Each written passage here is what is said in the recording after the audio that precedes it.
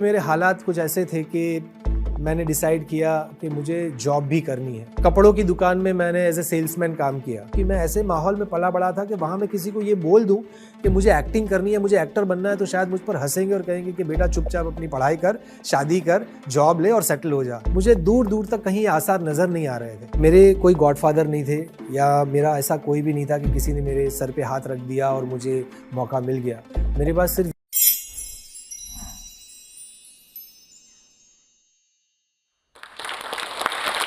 नमस्कार दोस्तों, मेरा नाम श्याम पाठक है। मैं अभिनेता हूं और आज आप सबके साथ मेरी अब तक की जो जर्नी रही है वो शेयर करने आया हूं। मेरा जन्म मुंबई में हुआ। मुंबई का एक सबब है घाटकोपर। वहां पर 12 जून 1972 को मेरा जन्म हुआ और हम वहां रहते थे। जिस घर में मैं रहता था वो चॉल सिस्टम था। मुंबई वालों को चॉल सिस्टम के बारे में पता है। 180 स्क्वायर फीट का घर था जिसमें हॉल, किचन, सारी चीज़ें आ गई और वहीं पर मैं पला बड़ा। ज़िंदगी के पहले 25 साल मैंने वहाँ गुजारे। मेरी जो स्कूलिंग हुई, जो शिक्षा प्राप्त की मैंने, वो सबसे पहला स्कूल मेरा था MD Bhatia English medium high school. और उसके बाद मैंने जो कॉलेज ज्वाइन की वो KJ Somaiya college of arts and commerce, जो घाटकोपर में ही थी। और वो जो इलाका था वो typical Gujarati middle class families का इलाका था और मैं भी बहुत ही लोअर मिडिल क्लास फैमिली में मेरा जन्म हुआ था। माई फैमिली कंसिस्टेड ऑफ मतलब मैं, मेरे पिताजी, मेरी माँ और मेरी बड़ी बहन, हम 4 लोग फैमिली में रहते थे और बहुत अच्छी एक मेरा बचपन रहा है। लेकिन जो मेरा अहम मेरी ज़िंदगी का जो एक अहम पॉइंट है, मतलब मैं एक्टर बना, तो मैं एक्टर कैसे बना और क्यों बना, उसकी बात अगर मैं आपसे शेयर करूँ तो उसका जो बीज है वो बचपन में शायद बोया गया था कि उस ज़माने में एक स्पिरिचुअल ऑर्गेनाइजेशन था स्वाध्याय परिवार, जिनके प्रणेता थे परम पूज्य श्री पांडुरंग शास्त्री आठवले। तो उनका बड़े लोगों के लिए एक हर संडे को सत्संग होता था, यंग लोगों के लिए एक DBT करके होता था, डिवाइन ब्रेन ट्रस्ट, और बच्चों के लिए बाल संस्कार केंद्र चलता था, जहाँ पे मेरे मम्मी मुझे और मेरी सिस्टर को भेजते थे। हर सैटरडे संडे हम वहाँ जाते थे। 1 घंटे की वहाँ क्लास होती थी जहाँ पे स्टोरी टेलिंग होती थी, अच्छी अच्छी बातें होती थी, श्लोक सिखाए जाते थे, स्तोत्र सिखाए जाते थे।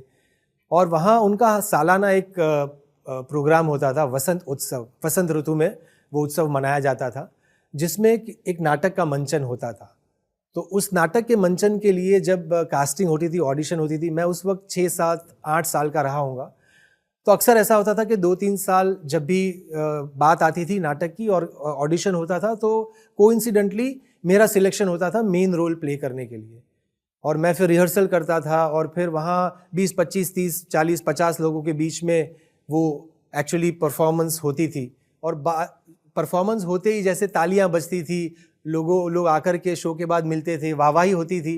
तो वो मेरे छोटे से 8 साल 7 साल के बच्चे के मन को बड़ा मतलब भाती थी, वो चीज़ें बड़ा प्रभावित करती थी। अच्छा लगता था कि यार क्या बात है कि स्टैंडिंग ओवेशन मिल रहा है या लोग तालियां बजा रहे। शायद यहाँ वहाँ वो बीज रोपा गया होगा, ऐसा मुझे अभी लगता है। और मैं जब स्कूल में था तो रोटरी का जो रोटरी होता है, रोटरी क्लब का, स्कूल के बच्चों के लिए इंटरेक्ट क्लब होता है, तो मैं अपने स्कूल को रिप्रेजेंट करता था इंटरेक्ट क्लब की ओर से और अलग अलग जगहों पर जाकर के प्रोग्राम्स करता था। कभी मिमिक्री, कभी स्टोरी टेलिंग, ऐसा कुछ करता था और अच्छा लगता था। तो कल्चरल एक्टिविटीज़ में मैं स्कूल में एक्टिव था और अपने स्कूल को रिप्रेजेंट भी करता था। लेकिन जब मेरे कॉलेज शुरू हुई, मतलब जब मैंने 10th क्लियर करके जब मैं 11th स्टैंडर्ड में आया, घर के मेरे हालात कुछ ऐसे थे कि मैंने डिसाइड किया कि मुझे जॉब भी करनी है। तो सुबह 7 से 10, साढ़े 10, 11 बजे तक मेरी कॉलेज होती थी और उसके बाद मैं जॉब करता था। और मैंने कई और जॉब्स किए। मतलब अगर आपको एक एग्जाम्पल बताऊं तो कपड़ों की दुकान में मैंने एज ए सेल्समैन काम किया और हमारे जो मालिक थे उनका ऐसा था कि मैं शायद बात करने में अच्छा था, तो उनका ये रूल था कि जितने भी सेल्समैन है, कोई भी कस्टमर आएगा तो सबसे पहले श्याम कपड़े दिखाएगा, मतलब सबसे पहले अटेंड श्याम करेगा, बाद में फिर दूसरा सेल्समैन करेगा। और कई बार ऐसा होता था कि मेरे क्लास में जो मेरे साथ पढ़ती कोई लड़की है वो वहाँ कपड़े लेने अपनी मम्मी के साथ आई है, तो बड़ा एम्बेरसिंग मोमेंट हो जाता था। बट दैट वाज एक फेज़ था और वहाँ से भी मैंने बहुत कुछ सीखा ज़िंदगी के बारे में, बहुत करीब से ज़िंदगी को देखा। और कॉलेज मेरी खत्म हुई, जैसे ही कॉलेज कंप्लीट हुई, उस दौरान मतलब ये 5 साल के दौरान मेरी जो ये थिएटर की एक्टिविटीज़ थी या कल्चरल एक्टिविटीज़ थी, उसने बैक सीट ले ली थी, क्योंकि सुबह कॉलेज और शाम को मैं जॉब करता था। और कॉलेज ख़त्म होने के बाद, ग्रेजुएशन ख़त्म होने के बाद मैंने बिना मतलब मेरे लिए ज़्यादा सोचने का स्कोप नहीं था, क्योंकि मेरी मम्मी का ड्रीम था कि मैं चार्टर्ड अकाउंटेंट बनूँ, सीए बनूँ। तो मैंने सीए के लिए कोर्स के लिए रजिस्टर कर लिया दूसरे ही दिन जाके, और फिर मेरी आर्टिकलशिप शुरू हुई, जो ट्रेनिंग होती है सीए की पढ़ाई के लिए 3 साल की, तो वो शुरू हुई। उसी दौरान मैं एग्ज़ाम्स लिखने लगा। तो इंटरमीडिएट की एग्ज़ाम्स होती है, उसके 2 ग्रुप होते हैं, तो दोनों ग्रुप एक अटैम्प्ट में मेरे एक साथ क्लियर हुए। तो एक जर्नी चल रही थी, एक दौर चल रहा था, लेकिन कहीं एक बैक ऑफ द माइंड ये था कि मुझे जीवन में मौका मिलेगा तो मुझे अपने मन की चीज़, मेरा जो पैशन है वो करना है, उसको अपना प्रोफेशन बनाना है। लेकिन मुझे दूर दूर तक कहीं आसार नज़र नहीं आ रहे थे। और मुंबई में national centre for performing arts है टाउन में, उसके पास में बगल में अर्नेस्ट हाउस करके है, जहाँ पे इनकम टैक्स ऑफिस होती थी। तो मेरा अक्सर अपने काम से, ऑडिट के या इनकम टैक्स के काम से वहाँ जाना होता था। तो एक दिन बस से मैंने national centre for performing arts देखा, और मैं बहुत ही मतलब डरते डराते मैंने सोचा कि चलो वहाँ जाके देखता हूँ ना क्या होता है। मैं आपको ये बात बता रहा हूँ आज से ऑलमोस्ट 28 साल पहले की। तो तब मैं वहाँ डरते डराते गया, तो मुझे पता चला कि वहाँ पर एक्सपेरिमेंटल थिएटर है, टाटा थिएटर है, और एक लाइब्रेरी है पीछे की तरफ, जहाँ पे उस टाइम पर सालाना सब्सक्रिप्शन था 25 रुपये। तो मैंने 25 रुपये भर के वहाँ का पूरे साल का सब्सक्रिप्शन ले लिया। वहाँ एक लाइब्रेरियन थी, पारसी लेडी, और वहाँ पर बहुत सारे यंग लोग थिएटर से जुड़े हुए आते थे, जिनकी किसी की फेलोशिप चल रही थी, किसी का कुछ चल रहा था। तो मेरे लिए फिर वो दौर ऐसा हो गया कि मंडे टू फ्राइडे मैं ऑफिस में जाता था, अपना काम करता था, और सैटरडे संडे मेरी छुट्टी होती थी। तो मैं सुबह 9 बजे अपने घर से निकल जाता था और लाइब्रेरी खुलने से पहले वहाँ पहुँच जाता था। लाइब्रेरी खुलने के साथ मैं अंदर चला जाता था, वहाँ पर 1-1:30 बजे तक पढ़ता था, क्योंकि वहाँ पर थिएटर, एक्टिंग, डायरेक्शन को लेकर के बहुत सारी किताबें, बहुत सारा मटेरियल वहाँ पे था, और मुझे बहुत मज़ा आता था। तो वहाँ पे मुझे पता चला कि बर्टोल्ट ब्रेख्त कौन है, स्टेनिस्लेवस्की कौन है, पीटर शेफर्स कौन है, ये सारी चीज़ें मुझे वहाँ पता चली। और 1:30 बजे जब लंच ब्रेक होता था तो मैं नीचे आता था, वहाँ पर एक ठेला था, वहाँ पर एक सैंडविच और एक चाय, ये मेरा लंच होता था। फिर वापस आ जाता था, और शाम को 6 साढ़े 6 बजे तक, जब तक लाइब्रेरी खुली रहती थी तब तक मैं वहाँ रहता था, पढ़ता था। और वहाँ मेरी दोस्ती हो गई। एक थिएटर डायरेक्टर हैं, बहुत ही, अब तो नहीं रहे वो, बहुत ही यंग और टैलेंटेड एमिनेंट थिएटर डायरेक्टर थे, चेतन दातार। तो उनकी वहाँ फोर्ड फाउंडेशन की फेलोशिप चलती थी, उनके साथ दोस्ती हो गई। तो उन्होंने बताया कि अगर तुम्हें कभी प्ले देखना हो शाम को तो तुम चले जाओ। मैंने कहा मेरे पास तो पैसे नहीं है, मैं कैसे नाटक देखूंगा। तो बोला यू गो बैक स्टेज, आप बैक स्टेज जाइए और डायरेक्टर्स से रिक्वेस्ट कीजिए कि मैं थिएटर का स्टूडेंट हूँ, और अगर उनको अच्छा लगेगा तो शायद आपको वो देखने देंगे। तो मैंने कहा ये तो अच्छी बात है, मैं ट्राई करता हूँ। तो सुबह 9-10 बजे से लेकर 6 बजे तक लाइब्रेरी में रहता था। 6 साढ़े 6 को मैं वहाँ जाता था बैक स्टेज में, और अक्सर ऐसा होता था कि डायरेक्टर को लगता था कि अच्छा बच्चा है, इसको देखने का मौका देना चाहिए। तो मैं एक नाटक देखता था, 8:30-9 बजे तक नाटक वो पूरा होता था, और फिर मैं वापस वीटी स्टेशन आता था, ट्रेन पकड़कर घाटकों पर आता था, और बहुत खुश होकर घर आता था, बिकॉज वो मुझे पूरे हफ्ते की एनर्जी दे देता था। मैं इतना खुश होता था कि मैंने अपने मन की चीज़ जो है वो की। वापस फिर मंडे टू फ्राइडे अपना रूटीन शुरू हो जाता था। तो इसी दौरान में मुझे पता चला कि मुंबई में एकजुट थिएटर ग्रुप नाम की जो संस्था है, जो नादिरा ज़हीर बब्बर चलाती हैं, कई सालों से प्रोफेशनल हिंदी थिएटर करते हैं, जिनके ज़्यादातर मंचन जो नाटक है वो पृथ्वी थिएटर में होते हैं। उनकी एक वर्कशॉप का ऐड मैंने देखा वहाँ पर। तो मैंने कहा मैं कैसे ज्वाइन करूँ, मतलब हिम्मत नहीं होती थी, क्योंकि मैं ऐसे माहौल में पला बड़ा था कि वहाँ मैं किसी को ये बोल दूँ कि मुझे एक्टिंग करनी है, मुझे एक्टर बनना है, तो शायद मुझ पर हंसेंगे और कहेंगे कि बेटा चुपचाप अपनी पढ़ाई कर, शादी कर, जॉब ले और सेटल हो जा, एक्टिंग वैक्टिंग का क्या ये भूत सवार है। तो मैं किसी को ये अपने मन की बात कहने की मतलब हिम्मत भी नहीं थी। तो मैंने ये ऐड पढ़ा, फिर उसमें पढ़ा था, उसमें मैंने लिखा, उसमें फ़ीस के बारे में लिखा था कि नॉर्मल फ़ीस इतनी और स्टूडेंट्स के लिए इतनी फ़ीस है, शायद 500 रुपये ऐसा कुछ फ़ीस थी, और नॉर्मल 750 रुपये थी। तो मैंने अगले दिन बांद्रा में रिजवी कॉलेज है वहाँ चला गया। तो वहाँ मैंने अपने सीए का आई कार्ड उनको दिखाया और मैंने एडमिशन लिया, और मैंने वो वर्कशॉप की। उस वर्कशॉप में लगभग 80 से 100 लोग थे, पार्टिसिपेंट्स थे। लेकिन उस 15 दिन की वर्कशॉप मैंने ये सोचा था कि 3-4 दिन करूँगा, नहीं अगर अच्छा लगा तो नहीं करूँगा, किसी को क्या पता चलने वाला है कि मैंने वर्कशॉप ज्वाइन की है। लेकिन 15 दिन कब गुजरे पता नहीं चला, और at the end of those 15 days वहाँ से मतलब उन्होंने एक 4 से 6 लोगों को चुना था, जिनको उन्होंने कहा कि हम आपको इनवाइट करते हैं कि अगर आप प्रोफेशनली थिएटर करना चाहते हैं और हमारा ग्रुप ज्वाइन करना चाहते हैं तो आप हमारा ग्रुप ज्वाइन कर सकते हैं। तो मेरे लिए बहुत बड़ी बात थी उस दिन। लेकिन क्या था कि मेरी एग्ज़ाम्स थी, मतलब फाइनल की, सीए फाइनल की एग्ज़ाम्स थी, तो मेरी स्टडी लीव शुरू होने वाली थी। तो 3 महीने मुझे पढ़ाई करनी थी और उसके बाद एग्ज़ाम लिखने के बाद मैंने उनसे कहा था कि जैसे मेरी एग्ज़ाम खत्म होगी मैं आकर के ज्वाइन कर दूंगा। लेकिन उस दिन से एक दिन भी मेरा मन पढ़ाई में नहीं लग रहा था, क्योंकि मेरे मन में वही चल रहा था कि कब एग्ज़ाम खत्म हो और कब जाकर मैं ग्रुप ज्वाइन करूँ। और मुझे याद है आज भी कि वो 6 नवंबर शायद दिन था, 1st to 5th एग्ज़ाम होती है। वो एग्ज़ाम खत्म करके उसी दिन शाम को मैं चला गया उनकी जो रिहर्सल स्पेस थी वहाँ पर। तो पता चला कि पृथ्वी फेस्टिवल के लिए वो लोग एक प्लेटफॉर्म परफॉर्मेंस कर रहे हैं, राजा की रसोई। और नादिरा जी ने, जो डायरेक्टर थे अतुल तिवारी जी, उनसे कहा कि जो सूत्रधार का किरदार है वो ट्राई करो, श्याम को दो अगर वो कर पाता है तो। तो इस तरह से मुझे सूत्रधार का किरदार मिला और मैंने किया वो, और प्लेटफॉर्म परफॉर्मेंस की रिहर्सल्स हुई कुछ दिनों और फिर वो शो हुआ। And it was everything was, मतलब मेरी बिलीफ के बाहर की चीज़ थी। कहाँ मैं घाटकोपर के टिपिकल गुजराती मिडिल क्लास चौल सिस्टम में रहने वाला एक लड़का, मैं आज पृथ्वी थिएटर में एक नाटक का परफॉर्मेंस हो रहा है जहाँ मैं परफॉर्म कर रहा हूँ। और धीरे धीरे फिर मेरा एकजुट का दौर शुरू हुआ। वहाँ पे बैक स्टेज से मैंने शुरुआत की, क्योंकि ग्लैमर वर्ल्ड जो है वो, मतलब हमें पता है, लेकिन उसके पीछे की जो मेहनत है वो एक अलग लेवल की होती है। तो मैं बहुत फॉर्चुनेट हूँ कि मैं एक ऐसे ग्रुप के साथ मेरा जुड़ना हुआ जहाँ पे मेरी शुरुआत बहुत ही, मतलब बैक स्टेज से होकर के धीरे धीरे मैं एक्टिंग की एक एक पायदान में ऊपर आता गया। तो एकजुट के साथ मैंने कई साल काम किया। कई साल काम करने के बाद मैंने कई सारे नाटक उनके साथ किया, संध्या छाया, दूरबीन, बहुत सारे, बात लात की, हालात की, कई सारे नाटक हमने किए। और कई सारे नाटकों में मुझे बहुत कुछ सीखने को मिला। दया शंकर की डायरी जो आशीष जी परफॉर्म करते थे, या सकुबाई जो सरिता जोशी परफॉर्म करती थी, उनके साथ रहकर काफ़ी कुछ सीखने को मिला। लेकिन मुझे लगा था कि अगर मुझे एक्टिंग को अपना प्रोफेशन बनाना है तो अगर मौका मिले तो I should get myself train in an institutionalize setup.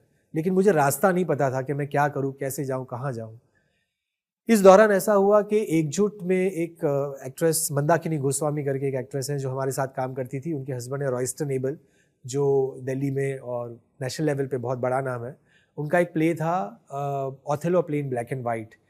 उसका मंचन मुंबई में हो रहा था और उस प्ले में बैरी जॉन, जो अपने आप में एक बहुत बड़ा नाम है, is one of the finest teachers of acting, और थिएटर के लिए उन्होंने इंडिया में बहुत काम किया है। तो वो उसमें यागो का रोल प्ले कर रहे थे और वो लोग बॉम्बे आ रहे थे और एकजुट उनको बाहर से सपोर्ट कर रहा था। तो उस दिन शाम को एक प्रेस कॉन्फ्रेंस थी जो अनफॉर्चुनेटली किसी कारणवश हो नहीं पाई थी। तो ग्रुप के लोगों ने कहा कि बैरी अगर यहाँ है तो we should not miss this chance, और उनके साथ एक छोटा सा वर्कशॉप होना चाहिए।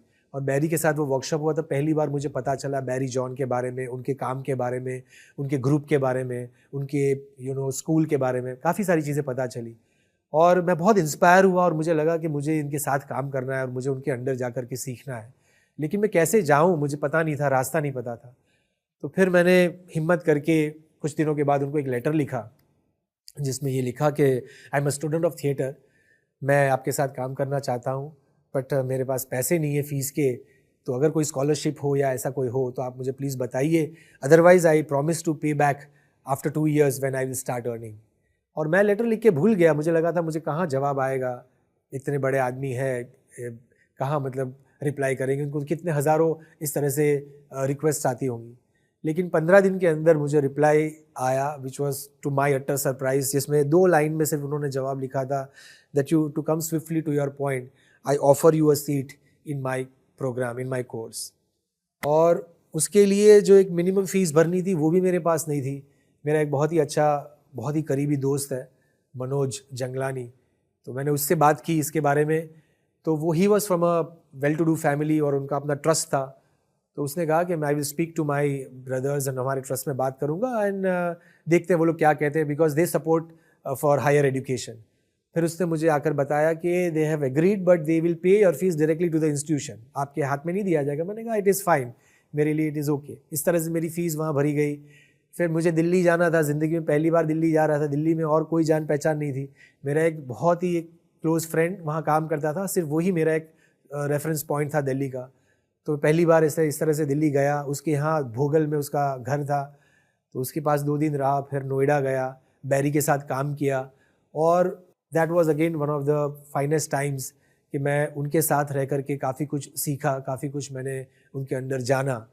फिर ये था कि अब मुझे नेशनल स्कूल ऑफ ड्रामा के लिए अप्लाई करना था। लेकिन जब मेरी बैरी से इस बारे में बात हुई तो उन्होंने कहा कि आई थिंक आपने काफ़ी थिएटर किया है, you should go back to Bombay and start working professionally. But मेरा ड्रीम था, तो उन्होंने कहा था कि अगर आपका ड्रीम है तो आई guide you, support you. NSD का जो एडमिशन है, मतलब आप सब शायद जानते होंगे कि बहुत सारे एप्लीकेशंस हर साल आते हैं और उनके अलग अलग राउंड्स होते हैं। प्रिलिमिनरी राउंड, फिर उनका इंटरव्यू का राउंड होता है, फिर फाइनल राउंड ऑफ सिलेक्शन होता है। तो इस तरह से मतलब उसमें ऑलमोस्ट 15-20-25 हज़ार एप्लीकेशन आते हैं, उसमें से पहले ही फिल्ट्रेशन होता है। वो हुआ, मुझे कॉल लेटर जब आया तो मेरे लिए ऐसा था कि ग्रेजुएशन, उसमें ये क्राइटेरिया रहता है कि graduation, participation in 10 professional productions and 3 eminent people from your region should recommend your name why this boy or girl should be given admission in National School of Drama। तो जब मुझे call letter आया तो मुझे लगा कि मतलब मैं ये फिल्ट्रेशन मेरा somehow क्लियर हुआ। उसके बाद जो प्री राउंड होता है उसमें भी रिटर्न होता है, ओरल होता है, प्रैक्टिकल होता है। उसके लिए तैयारी की मैंने, वो किया, वो करके तो फिर मैं घर आ गया था, मुंबई आ गया था। और उसका रिज़ल्ट जब निकलता है तब निकलता है, क्योंकि बॉम्बे, दिल्ली, कलकत्ता, बेंगलोर चारों सेंटर से मिला के वो जो 8-10 हज़ार लोगों को कॉल लेटर्स जाते थे, उसमें से वो लोग 80 लोगों को चुनते हैं जो फाइनल राउंड ऑफ सिलेक्शन के लिए दिल्ली जाते हैं। तो इसमें अपना नंबर लगना मतलब बहुत ही ऐसा लग रहा था कि कैसे लगेगा। लेकिन मुझे अचानक से एक दिन कॉल लेटर आया और आई कुडंट बिलीव कि मुझे मेरा सिलेक्शन हुआ है for final round of selection. और इस तरह से मैं 4 दिन का जो वर्कशॉप होता है उसके लिए वहाँ जाना था। तब ऐसा माहौल था कि मेरे पिताजी के बड़े भाई, मतलब मेरे ताऊ जी की डेथ हो गई थी और नेटिव प्लेस में हमारे, तो उनका जो चौथा होता है वो हमारे घर पे होना होता है, वो रखना था, बिकॉज़ हमारा इमीडिएट फैमिली था। और वहाँ पर ऐसा था कि मुझे जाना है दिल्ली, मेरी टिकट्स बुक हुई है, मुझे मंडे को निकलना था, लेकिन मंडे को वो रखना था और थर्सडे से वर्कशॉप शुरू होने वाला था। तो मैंने जब ये न्यूज़ आई सैटरडे को, तो मैं दौड़ा न्यूज़पेपर्स में, गुजराती वगैरह न्यूज़पेपर्स में उसके बारे में बताना होता है। हमने मंडे को वो रखा और मैं अकेला ही दौड़ भाग करने वाला था, वो किया हमने। उसके बाद ट्यूसडे को मैं गया और वेडनेसडे को वहाँ पहुँचा दिल्ली और थर्सडे से मैंने वर्कशॉप की। तो थर्सडे टू संडे वो वर्कशॉप की मैंने, और वर्कशॉप के बाद at the end of the workshop आपको रिज़ल्ट पता चलता है। वर्कशॉप होने के बाद मैं रिज़ल्ट देखने तक नहीं गया था। जिस दिन रिज़ल्ट था उस दिन सुबह, मतलब मुझे लग रहा था कि इतने सारे लोगों में एडमिशन होना, नेशनल स्कूल ऑफ ड्रामा में एडमिशन होना कैसे होगा, मतलब बहुत मुश्किल लग रहा था। तो हम जो कुछ लोग थे वहाँ पे, डॉर्मेट्री थी जहाँ पे हम लोग 4 दिन रुके थे, हम लोग सुबह हिम्मत नहीं कर पा रहे थे जाने की। लेकिन एक और पार्टिसिपेंट था, वो दौड़ते हुए वहाँ से आया, मतलब स्कूल से आया जहाँ हमारी हॉस्टल थी, और उसने दरवाज़ा खोल के, ये सारे विजुअल्स आज भी बहुत क्लियर है मेरे दिमाग में, चिल्ला करके बोला कि श्याम तेरा हो गया है, तेरा एडमिशन हो गया है। एंड आई कुडंट बिलीव, मतलब मुझे लग रहा था कि मैं क्या करूं, मतलब। तो मैं दौड़ के, हम लोग NSD गए वहाँ पर, वहाँ एडमिशन लिस्ट में देखा, मैंने नीचे से लिस्ट में देखना शुरू किया, मैंने ऊपर से भी नहीं देखा। तो नीचे नाम देखता गया तो वहाँ श्याम किशोर लिखा हुआ था। तो मुझे लगा अरे ये तो श्याम किशोर का एडमिशन हुआ है, वो बिहार से हैं। उसके ऊपर मेरा नाम लिखा हुआ था Shyam Navneet bhai Pathak, Maharashtra. And I couldn't believe my eyes कि मेरा admission National School of Drama में हुआ है, जहाँ से नसीरुद्दीन शाह, ओमपुरी, अनुपम खेर, इतने महान महान एक्टर्स जिस संस्था ने दिए हैं, उस स्कूल में मेरा एडमिशन हुआ है। और मेरी खुशी नहीं समा रही थी, मुझे पता नहीं चल रहा था कि मैं किसके साथ ये बात शेयर करूं। फिर वहाँ से cut to I came back to Bombay. फिर मेरे पेरेंट्स रेडी नहीं थे, राज़ी नहीं थे। मेरी माँ को लग रहा था कि 3 साल के लिए चला जाएगा ये, पर किसी तरह से मैंने उनको कन्विंस किया। फिर मैं दिल्ली गया और दिल्ली में मेरे 3 साल मैंने वहाँ पर जो गुजारे, वो एक ऐसा वक्त था जो मैं ज़िंदगी भर कभी भूल नहीं पाऊँगा।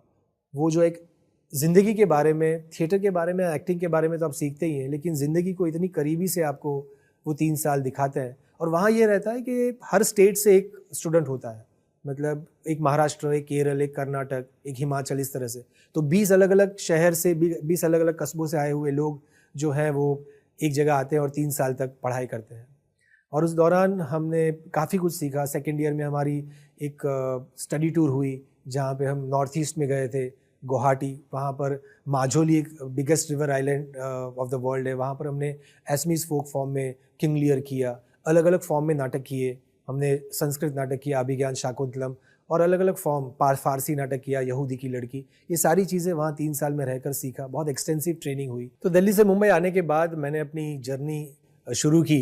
मैंने कई सारे नाटकों में काम किया, कई सारे टेलीविज़न शोज़ में काम किया। तो शुरुआत में एक चाबी है पड़ोस में स्टार प्लस पर आता था, सोनपरी, जसूबेन जयंतीलाल जोशी की जॉइंट फैमिली, सुख बाई चांस, और अब तारक मेहता का उल्टा चश्मा। तो ये मोरलेस मेरी अब तक की जर्नी रही है। और मेरे कोई गॉडफादर नहीं थे, या मेरा ऐसा कोई भी नहीं था कि किसी ने मेरे सर पे हाथ रख दिया और मुझे मौका मिल गया। मेरे पास सिर्फ यही, मेरे पास जो मूडी थी या मेरे पास जो अपनी पूंजी थी वो यही था, मेरी मेहनत, मेरी सिंसियरिटी और मेरा हार्डवर्क। और आज मैं यहाँ आया हूँ, वो भी उसके पीछे का कारण यही है कि मैं जितने भी आपके दर्शक हैं या जो यंग जनरेशन है जो इस फील्ड में आना चाहते हैं या जो भी अपने जीवन में करना चाहते हैं, उनसे आपके माध्यम से सिर्फ यही कहना चाहता हूँ कि सिंसियरिटी, हार्डवर्क, अपने ऊपर यकीन, ऊपर वाले के ऊपर यकीन, यही चीज़ें हैं जो आपको आपकी मंजिल तक पहुँचाते हैं। If you are really passionate about what you really want to do and if you really work hard with sincerity, then definitely आपका ड्रीम पूरा होगा। Because I strongly believe that it is better to add life to years rather than adding years to life. मैंने यही चीज़ को follow किया अपनी life में, आगे भी फॉलो करता रहूँगा। और बहुत अच्छा लगा मुझे आज यहाँ आकर के अपनी जर्नी आप सबके साथ शेयर करने में। Thank you so much for inviting me here. Thank you so much everyone. Thank you.